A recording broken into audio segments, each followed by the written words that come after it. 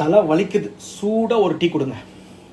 Hi, உங்கள் வீட்டு கிச்சனில் இருந்து உடனே இதை தூக்கி எறிஞ்சிடுங்க. கிச்சனில் இருந்து மட்டும் இல்லை, கார்பரேட் ஆஃபீஸில் இருக்கிற பேண்ட்ரி ஆர் கேன்டீனில் கூட இது இருக்கும். Yes, tea back.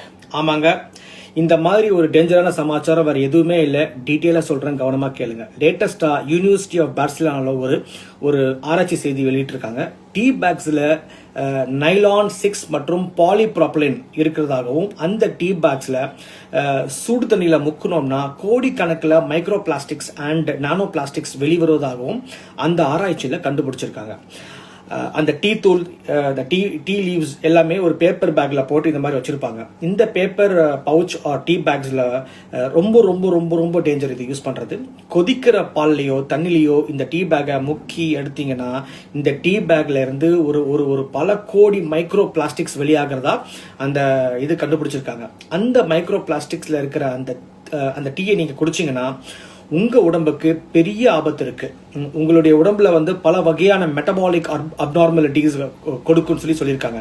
மெட்டபாலிக் அப்நார்மலிட்டிஸ்னால் என்னென்னா, உதாரணத்துக்கு இன்ஃபர்டிலிட்டி, அதாவது மலட்டுத்தன்மை, PCOS, ஹார்ட் ப்ராப்ளம், கேன்சர், முக்கியமாக கோலோன் கேன்சர், அதாவது குடல் புற்றுநோய் வர நிறைய வாய்ப்பு இருக்கிறதாக சொல்லியிருக்காங்க.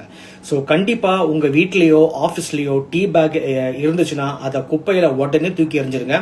நான் சொல்கிறதுல உங்களுக்கு டவுட் இருந்துச்சுன்னா உங்களுக்கு தெரிஞ்ச கேன்சர் ட்ரீட்மெண்ட் பார்க்குற டாக்டர் கிட்ட இந்த விஷயத்தை பற்றி கேளுங்க. அவங்க நான் சொல்கிறது கரெக்டாக தப்பான்னு உங்களுக்கு புரிய வைப்பாங்க. ஏன்னா இந்த விஷயத்த ஒரு கேன்சர் ஹாஸ்பிட்டலில் ஒர்க் பண்ணுற ஒரு டாக்டர் தான் எனக்கு சொன்னாங்க. இந்த வீடியோவை உங்களுக்கு தெரிஞ்ச டீ பேக் ரெகுலராக யூஸ் பண்ணுறவங்களுக்கு ஷேர் பண்ணுங்கள். அவங்கள பெரிய டேஞ்சர்ல இருந்து காப்பாற்றுங்க. Take care of your health.